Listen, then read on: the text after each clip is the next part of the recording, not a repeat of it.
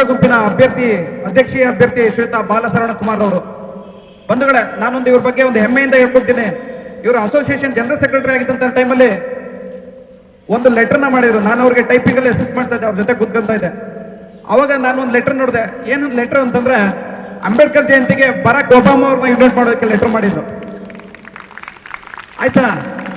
ಅಂದ್ರೆ ಹೌದು, ಯಾಕೆ ಆಕ್ಸೆಸ್ ಆಗಲ್ಲ ನಮ್ಗೆ ಒಬಾಮಾ ಅಂದ್ರೆ, ನನ್ನ ಈ ನೆಲದ ಮಣ್ಣಿನ ನೋವು ಕೂಡ ಅದೇ ಇದ್ದಾಗ ಆ ನೋವಿನಿಂದ ಅರಳಿರುವಂತಹ ಜೀವ ನನ್ನ ನೋವಿಗೆ ಯಾಕೆ ತುಡಿಬಾರ್ದು ಅಂತ ಬಹಳ ವಿಶೇಷವಾಗಿ ಆಲೋಚನೆ ಮಾಡಿದಂಥವ್ರು, ಆ ನಿಟ್ಟಿನಲ್ಲಿ ಪತ್ರ ವ್ಯವಹಾರವನ್ನು ಮಾಡ್ತಾ ಇದ್ದಂಥವ್ರು ಶ್ರೀಯುತ ಬಾಲಸರವಣ ಕುಮಾರ್ ಅವರು. ಹೋರಾಟದ ಇರುವಂತವ್ರು, ಆ ನಿಟ್ಟಿನಲ್ಲಿ ನೋವನ್ನು ಉಂಡಂತವ್ರು. ಈಗ ನಮ್ಮನ್ನೆಲ್ಲ ಲೀಡ್ ಮಾಡ್ಲಿಕ್ಕೆ ವಜ್ರ ಗುಂಪನ್ನ ಜೊತೆಗೆ ಈ ಕಾರ್ಮಿಕ ಸಮೂಹವನ್ನ ಈ ಒಂದು ಏನು ಕತ್ಲು ಆವರಿಸ್ತಾ ಇದೆ ಅದರಿಂದ ಬಿಡುಗಡೆಯನ್ನ ಮಾಡ್ಲಿಕ್ಕೆ ಶ್ರೀಯುತ ಬಾಲಸರವಣ ಕುಮಾರ್ ಅವರು ವಜ್ರ ಗುಂಪಿನಿಂದ ಅಧ್ಯಕ್ಷೀಯ ಸ್ಥಾನಕ್ಕೆ ಸ್ಪರ್ಧೆಯನ್ನು ಮಾಡ್ತಾ ಇದ್ದಾರೆ. ಅವರು ಈಗ ನಿಮ್ಮ ಮುಂದೆ ಮಾತಾಡಲಿದ್ದಾರೆ. ಶ್ರೀಯುತ ಬಾಲಸರವಣ ಕುಮಾರ್ ಅವರು. ಎಲ್ಲ ನನ್ನ ವಜ್ರ ಕುಟುಂಬದ ಸದಸ್ಯರೇ, ಈ ಒಂದು ವೇದಿಕೆಯನ್ನು ನೋಡಿದ್ರೆ ನಿಜವಾಗ್ಲೂ ನಮ್ಮ ದಿವಂಗತ ಮನೋಹರ್ ಅವರು ಮತ್ತೆ ವಿಜಯ್ ಕುಮಾರ್ ಇದ್ದಿದ್ರೆ ನಿಜವಾಗ್ಲೂ ತುಂಬಾ ಸಂತೋಷ ಪಡ್ತಾ ಇದ್ರು.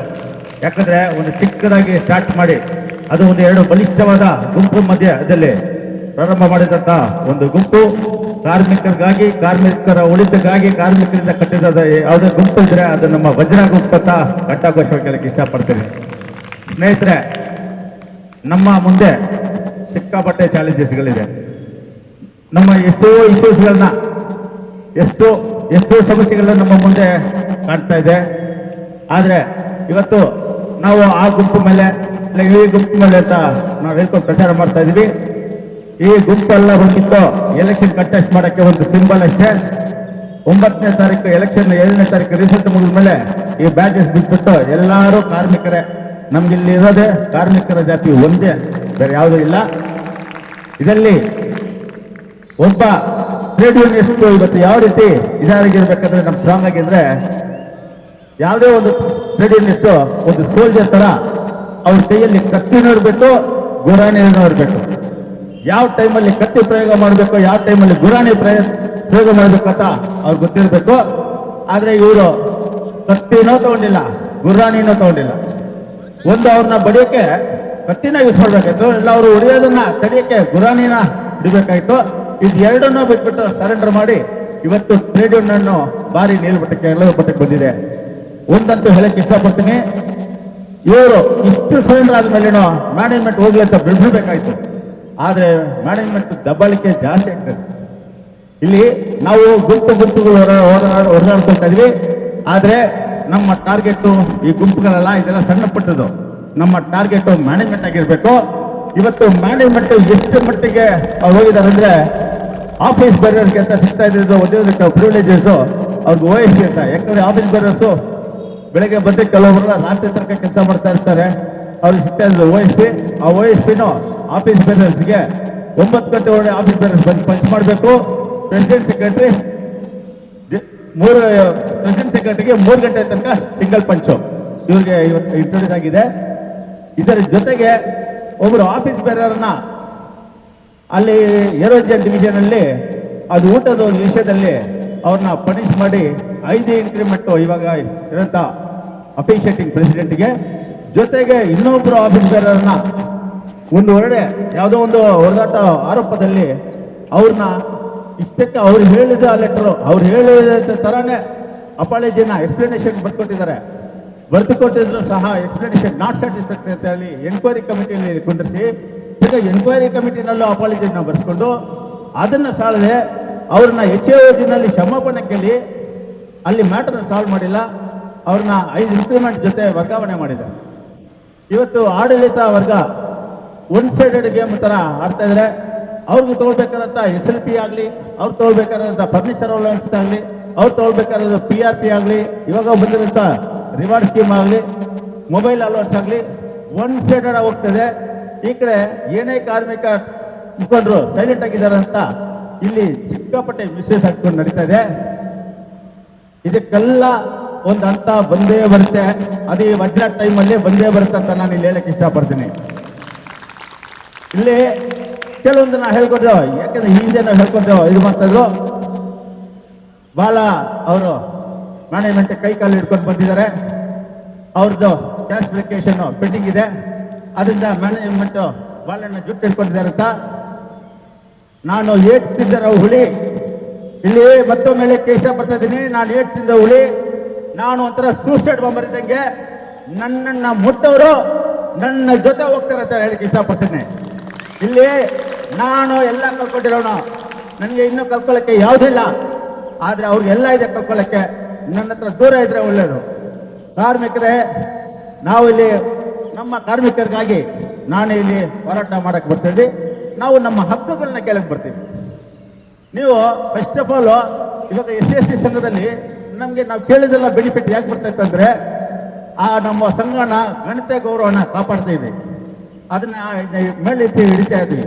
ಅದಕ್ಕಾಗಿ ನಮಗೆ ಗೌರವ ಕೊಡ್ತಾ ಇದ್ರು, ಸವಲತ್ತು ತಾನಾಗಿ ಬರ್ತಾ ಇತ್ತು. ಬಟ್ ಇವತ್ತು ನೀವು ನಮ್ಮ ಟ್ರೇಡ್ ಯೂನಿಯನ್ ಲೀಡರ್ಸ್ನ ನೀವು ನಡ್ಸ್ಕೊಳ್ಳೋದಂತ ರೀತಿ ಇದೆಯಲ್ಲ, ನಿಜವಾಗ್ಲೂ ಅದಕ್ಕೆ ಖಂಡನ ಮಾಡ್ತಾ ಇದ್ದೀವಿ. ಇನ್ನು ಮುಂದೆ ನಮ್ಮ ಒಂದು ವಜ್ರ ಗುಂಪು ತಂಡ ಬಂದಿದ್ದಾದ್ರೆ ಪ್ರತಿಯೊಂದು ನಮ್ಮ ಸವಲತ್ತಲ್ಲಿ ಆಟೋಮೆಟಿಕ್ ಬರುತ್ತೆ. ನಾವು ನಿಮಗೆ ರೆಸ್ಪೆಕ್ಟ್ ಕೊಡ್ತೀವಿ, ಅದೇ ರೀತಿ ಮ್ಯೂಚುವಲ್ ರೆಸ್ಪೆಕ್ಟ್ ನೀವು ನಮಗೆ ಕೊಡಬೇಕಾಗುತ್ತೆ. ಇಲ್ಲದಿದ್ರೆ ಅದು ಇನ್ನೊಂದು ಹೋರಾಟ. ಇಲ್ಲಿ ಕೆಲವು ಪ್ರತಿಯೊಂದು ಸವಲತ್ತು ಇಲ್ಲಿ ನಾವು ಹಾಕೊಂಡಿರೋ ಯೂನಿಫಾರ್ಮು, ನಾವು ಹಾಕೊಂಡಿರೋ ಶೂಸು, ಯಾವುದೇ ಬೆನಿಫಿಟ್ಸ್ ಆಗಲಿ, ನಮ್ಮ ಸಂಬಳ ಆಗಲಿ, ಪ್ರತಿಯೊಂದು ಲೀವು ಯಾವುದಲ್ಲಿ ಇದು ಹಿಂದೆ ಒಂದು ಹೋರಾಟ ಇದೆ, ಹಿಂದೆ ಒಬ್ಬರು ಲೀಡರ್ಸ್ ತ್ಯಾಗ ಇದೆ. ಈ ಒಂದು ಯೂನಿಯನ್ನ HAA ಫೌಂಡರ್ ಇದಾರಲ್ಲ, MD ಸಿಂಗ್ ಅಂತ ಫೌಂಡರ್ HAA, ಅವ್ರನ್ನ ಮ್ಯಾನೇಜ್ಮೆಂಟು ಅವಾಗ ಪಾರ್ಕ್ ಬಣ್ಣಪ್ಪ ಪಾರ್ಕ್ ಅಂತ ಬಣ್ಣಪ್ಪ ಪಾರ್ಕ್ ರ್ಯಾಲಿಯಲ್ಲಿ ಜನರ ಮಧ್ಯದಲ್ಲಿ ಪೊಲೀಸ್ ಪ್ರೊಟೆಕ್ಷನ್ ಜೊತೆ ಹೋಗಿ ಅವ್ರಿಗೆ ಡಿಸ್ಮಿಸಲ್ ಲೆಟರ್ ಬರ್ತಾರೆ. ಆ ರೀತಿ ಸ್ಟಾರ್ಟ್ ಆಗಿದೆ ಯೂನಿಯನ್ ಇದು. ಇವತ್ತು ಯೂನಿಯನ್ ಕಡಿಮೆ ಇರ್ಬೋದು, ಆದರೆ ನಮ್ದು ಯಾವತ್ತಿದು ಹೋರಾಟ ಆದ ಇದನ್ನ ಬಿಡಲ್ಲ. ನಿಮ್ಗೆ 2 ವೇಜ್ ವಿಷಯ ಇಸ್ಕೊಟ್ಟಿದ್ವಿ ವಿತೌಟ್ ಯಾವುದೋ ಹೋರಾಟ.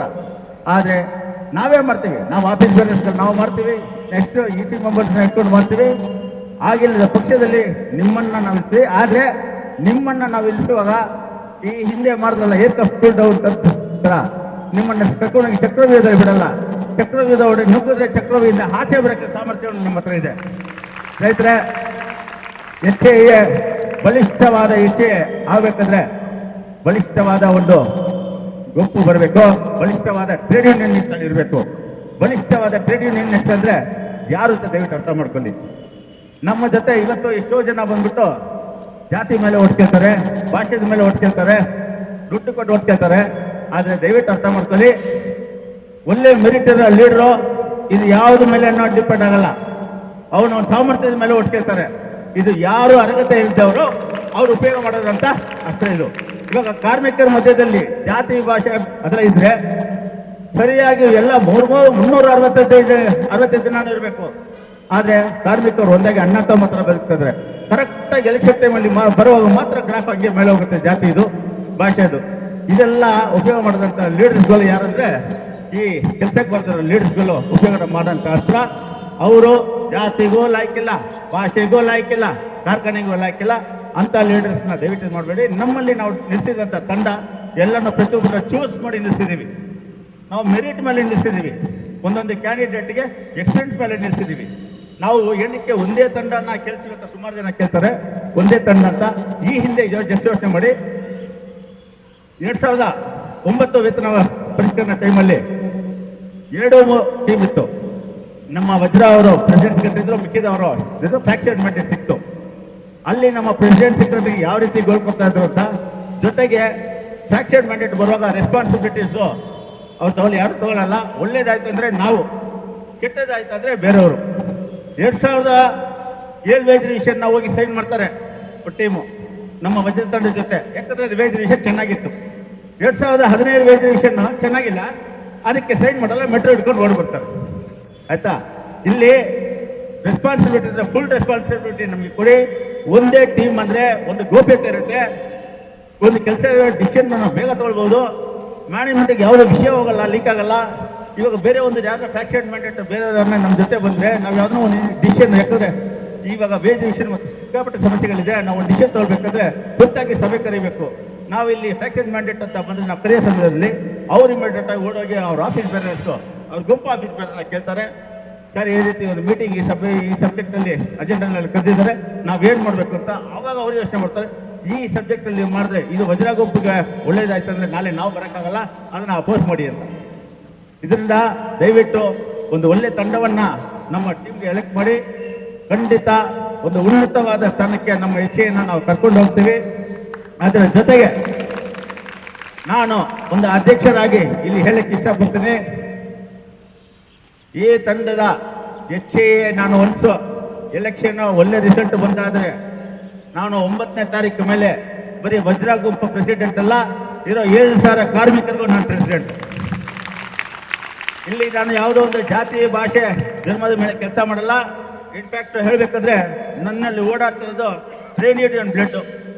ನಮ್ಮ ತಂದೆ EC member, ADB EC member ಆಗಿದ್ದಾರೆ ನಮ್ಮ ತಂದೆ, ನಮ್ಮ ಅಣ್ಣ EC ಮೆಂಬರು, ನಾನು EC ಮೆಂಬರು.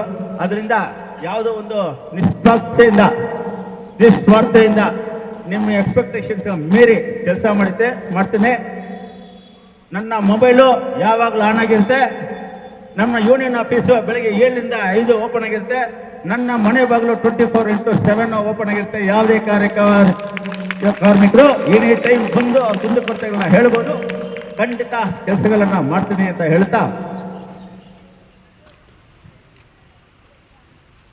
ಹೇಳ್ತಾ ಜೊತೆಗೆ ನಮ್ಮ ರೇಣುಕಾ ಅವರು ಸರ್ವೀಸು ಇನ್ನು 2 ವರ್ಷ, ಇನ್ನು ಸ್ವಲ್ಪ ದಿನ ಹೋದರೆ 1.5 ವರ್ಷ, ಎಲೆಕ್ಷನ್ ಮುಂಚೆ 1 ವರ್ಷ ಅಂತ ಹೇಳ್ತಾರೆ. ಆದರೆ ರೇಣುಕಾ ಅವ್ರಿಗೆ 4 ವರ್ಷ 6 ತಿಂಗಳಿದೆ. ನವೆಂಬರ್ 2030 ನವೆಂಬರ್ ಅವ್ರ ಗುಂಪಲ್ಲಿ ಒಂದು ಅಭ್ಯರ್ಥಿನ ನಿಲ್ಲಿಸಿದ್ದಾರೆ. 2029 ರಿಟೈರ್ ಆಗೋರ್ನ. ಆದರೆ ನಮ್ಮ 2030 ರಿಟೈರ್ ಆಗೋರು ನಮ್ಮ ರೇಣುಕಾ ಅವರು ಮುದುಕ, 2029 ಅವ್ರ ಗುಂಪಲ್ಲಿ ರಿಟೈರ್ ಆಗೋರು ಯುವಕ. ಅವ್ರು ನಿಲ್ಲಿಸಿದ್ದಾರೆ. ಸ್ನೇಹಿತರೆ, ಈ ಹಿಂದೆ ನಿಮ್ಗೆ ಏನಂತ ಹೇಳ್ತಾ ಇದ್ರು, ಫ್ಯಾಕ್ಟ್ರಿ ಒಳಗಡೆ ವಜ್ರ ಬಂದ್ಬಿಟ್ರೆ ಒಂದು ದೆವ್ವ ಹತ್ರ ಬೈದು ವಾತಾವರಣ. ಇವರು 1500 ಚಾರ್ಜ್ ಶೀಟ್ ಕೊಟ್ಬಿಟ್ರು, 2000 ಚಾರ್ಜ್ ಶೀಟ್ ಅಂತ. ನಿಮ್ಗೆ ಜ್ಞಾಪಕ ಇದ್ರೆ ಎಲೆಕ್ಷನ್ ಟೈಮಲ್ಲಿ ಕ್ಯಾನ್ವಾಸಿಂಗ್ ಅಲ್ಲಿ ನಾನು ಓಪನ್ ಆಗಿ ಹೇಳ್ತಾ ಇದ್ದೆ, ಎಲ್ಲ ಡಿವಿಷನ್ಸಲ್ಲೂ 2000 ಚಾರ್ಜ್ ಶೀಟು ವಜ್ರ ಗುಂಪು ಏನನ್ನ ಆ ವಜ್ರ ಪೀರಿಯಡ್ ಅಲ್ಲಿ ಇಶ್ಯೂ ಮಾಡಿದಾದ್ರೆ, ಇಲ್ಲ 2000 ಬೇಡ 1500 ಚಾರ್ಜ್ ಶೀಟು, 1500 ಬೇಡ 1000 ಬೇಡ 500, ಇದೇ ಮಾತನ್ನ ಹೇಳ್ತಾ ಇದೆ. ಚಾರ್ಜ್ ಶೀಟ್ ಅನ್ನ ಇಶ್ಯೂ ಮಾಡಿದಾದ್ರೆ ಆ ಚಾರ್ಜ್ ಶೀಟ್ನ ನಿಮ್ಮ ಅವಧಿಯಲ್ಲಿ ನೀವು ಬಂದು ಅದನ್ನ ಅಟೆಂಡ್ ಮಾಡಿರ್ತಾರಲ್ವಾ. ಯಾಕಂದ್ರೆ ಈ ಚಾರ್ಜ್ ಶೀಟ್ ಬಂದ್ಮೇಲೆ EC ಮೆಂಬರ್ ಆಫೀಸ್ ಹತ್ರ ಹೋಗಿರ್ಬೇಕಲ್ವಾ. ನಿಮ್ಮ ಹತ್ರ ಕಾಪೀಸ್ನ 500 ಕಾಪೀಸ್ನ ನೀವು ಬಿಟ್ಬಿಟ್ರೆ, ಕಾಪೀಸ್ನ ನೀವು ದಯವಿಟ್ಟು ಒಂದು ವಾಟ್ಸಪ್ಪಲ್ಲಿ ಬಿಟ್ಬಿಟ್ರೆ, ನಾವು 9 ಜನ ನಿಲ್ಲೋದಲ್ಲ, ವಜ್ರ ಟೀಮ್ ವಜ್ರ ಗುಂಪನ್ನ ಕ್ಲೋಸ್ ಮಾಡ್ತೀನಿ ಅಂತ ಘೋಷಣೆ ಮಾಡಿದ್ವಿ. ಇವತ್ತಿಗೂ ಆ ಯಾವುದೇ ಚಾರ್ಜ್ ಶೀಟ್ ಇಲ್ಲ, ಏನಿಲ್ಲ. ನಮ್ಮ ಮೇಲೆ ಸುಳ್ಳು ಅಪಪ್ರಚಾರ ಹೇಳಿ ಬಂದರು. ಬಟ್ ಇವತ್ತು ಎಲ್ಲರಿಗೂ ಅರಿವಾಗಿದೆ, ಅವರು ಬಿಂಬಿಸರ್ ಹತ್ರ ನಾವು ಅಷ್ಟು ಕೆಟ್ಟವರಲ್ಲ, ಅವರು ಅಷ್ಟು ಒಳ್ಳೆಯವರಲ್ಲ. ಸ್ನೇಹಿತರೆ, ಈ ಒಂದು ಹರಾಸ್ಮೆಂಟು ಹಿಂದೇನು ಇರಲಿಲ್ಲ, ಮುಂದೇನು ನಾನು ಅಶ್ಯೂರ್ ಮಾಡ್ತೀನಿ, ವೈದ್ಯ ವಾತಾವರಣ ಇರಲ್ಲ.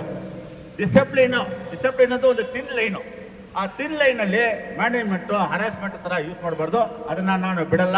ಖಂಡಿತ ಕಾರ್ಮಿಕರನ್ನ ಎಲ್ಲರನ್ನ ಒಗ್ಗಟ್ಟಾಗಿ ಮನೋಹರ್ ಅವರು ಹೇಳ್ತಾ ಇದ್ರು, ಎಲ್ಲ ಪ್ರತಿಯೊಂದು ಕಾರ್ಮಿಕರನ್ನ ಜೊತೆಯಲ್ಲಿ ಕರ್ಕೊಂಡು ಹೋಗ್ತಾ ಇದ್ದಾರೆ ಅಂತ ಅದನ್ನ ನಾನು ನಿಭಾಯಿಸ್ತೀನಿ. ಇದರ ಜೊತೆಗೆ ನಮ್ಮ ಗುತ್ತಿಗೆ ಕಾರ್ಮಿಕರು ಅವ್ರಿಗೆ ಆಶಾ ಅಕ್ಕನಾಗಿರುವುದು ನಮ್ಮ ಇಚ್ಛೆ ಏನೇ. ಇವತ್ತು ಆ ಟೆನ್ಯೂರ್ ಬೇಸಿಸ್ ಬಂದಿದಾರಲ್ಲ, ಯಾವುದೇ ಕಾರ್ಮಿಕ ಯಾವುದೇ ರೂಪದಲ್ಲಿ ಯಾವುದೇ ಡ್ರೆಸ್ಸಲ್ಲಿ ಬರಲಿ, ಅವ್ರನ್ನ ಕಾಪಾಡೋದು ಹೆಚ್ಚಿಗೆ ಕರ್ತವ್ಯ, ಧರ್ಮ, ಅದನ್ನು ನಾವು ಮಾಡೇ ಮಾಡ್ತೀವಿ. ಸ್ನೇಹಿತರೆ, ಕೊನೆಯದಾಗಿ ನಮ್ಮ ಒಂದು ವಜ್ರ ತಂಡ ಇದೇ ರೀತಿ ನಿಮ್ಮ ಒಂದು ಸಂಪೂರ್ಣ ಸಪೋರ್ಟ್ ಬೆಂಬಲ ಇದ್ರೆ ಈ ವಜ್ರೋತ್ಸವನ ನಾವು 9ನೇ ತಾರೀಕು ವಿಜಯೋತ್ಸವವಾಗಿ ರನ್ ಮಾಡೋಣ. ಖಂಡಿತ ಕಾರ್ಮಿಕರಿಗೆ ಒಳ್ಳೆಯದನ್ನ ಮಾಡೋಣ, ಬಯಸೋಣ. ಎನಿ ಟೈಮು ನೀವು ಬನ್ನಿ, ನಮ್ಮ ಬಾಗಿಲು ತೆರೆಯುತ್ತೆ. ಜೊತೆಗೆ ನಮ್ಮ ರೇಣುಕಾ ಅವರು ಹೇಳೋದನ್ನ ನಾನು ಇಷ್ಟಪಡ್ತೀನಿ. ನಮ್ಮ ಒಂದು ಇಲ್ಲಿ ಸೇರಿರೋರಾಗಲಿ, ನಿಮ್ಮ ಮಿಕ್ಕಿದ ಕಾರ್ಮಿಕರಾಗಲಿ, ನಿಮ್ಮಲ್ಲಿ ಯಾವುದೋ ಒಂದು ಒಳ್ಳೆಯ ಸಜೆಷನ್ಸ್ ಇದ್ರೆ, ಒಳ್ಳೆಯ ಜೆನ್ಯೂನ್ ಸಜೆಷನ್ಸ್ ಏನಿದ್ರೆ ಅದನ್ನು ನೀವು ನೀಡೋದಾದರೆ ಅದನ್ನು ನಾವು ವಜ್ರ ಮ್ಯಾನಿಫೆಸ್ಟೋನಲ್ಲಿ ಅಜೆಂಡಾಗ ಹಾಕ್ತೀವಿ. ಅದನ್ನು ಪ್ರಾಕ್ಟಿಕಲ್ ಜೆನ್ಯೂನ್ ಫುಲ್ಫಿಲ್ ಮಾಡೋಕ್ಕೆ 100% ನಾವು ಬರ್ತೀವಿ ಅಂತ ಹೇಳ್ತಾ, ನನಗೆ ಅವಕಾಶ ಕೊಟ್ಟಿದ್ದಂಥ ಎಲ್ಲ ಒಂದು ನಮ್ಮ ಕಾರ್ಮಿಕ ಬಂಧುಗಳು, ವಜ್ರ ತಂಡದವ್ರಿಗೆ ಧನ್ಯವಾದಗಳು ಹೇಳ್ತಾ ನಾನು ಮಾತನ್ನು ಮುಗಿಸ್ತೀನಿ. ಜೈ ಹಿಂದ್, ಜೈ ಕರ್ನಾಟಕ. ಧನ್ಯವಾದಗಳು ಶ್ರೀಯುತ ಬಾಲಚಂದ್ರ ಕುಮಾರ್ ಅವರು ವಜ್ರ ಗುಂಪಿನ ಅಧ್ಯಕ್ಷೀಯ ಅಭ್ಯರ್ಥಿಗಳು ಬಹಳ ಸವಿಸ್ತರವಾಗಿ ಹಲವಾರು ವಿಚಾರಗಳನ್ನ ಕುರಿತಂತೆ ಮಾತಾಡಿದ್ದಾರೆ. ಹಾಗೆ ಕಾರ್ಮಿಕರ ಏನು ಜೀವನ ಏನಿದೆ ಈ ಹಿಂದೆ ಹೇಗಿತ್ತು ಅದನ್ನು ನಾವು ಉತ್ತಮಪಡಿಸುವಂತ ಜವಾಬ್ದಾರಿಯನ್ನು ನಾನು ತಗೋತೀನಿ. ಏನು ಡಿಸಿಪ್ಲಿನ್ ಅಂತನ್ನುವಂತ ಒಂದು ತೆಳುವಾದಂತಹ ಪರದೆ ಏನಿದೆ ಅದನ್ನ ನಾನು ಬಹಳ ಸೂಕ್ಷ್ಮವಾಗಿ ನನ್ನ ಅಭ್ಯಾಸವನ್ನು ಮಾಡಿ ಕಾರ್ಮಿಕರ ಹಿತರಕ್ಷಣೆಯನ್ನು ಮಾಡ್ತೀನಿ ಅಂತನ್ನುವಂತಹ ಮಾತುಗಳನ್ನ ಆಡಿದಂತ ಶ್ರೀಯುತ ಬಾಲಸರವಣ ಕುಮಾರ್ ಅವರಿಗೆ ಧನ್ಯವಾದಗಳನ್ನ ಹೇಳ್ತಾ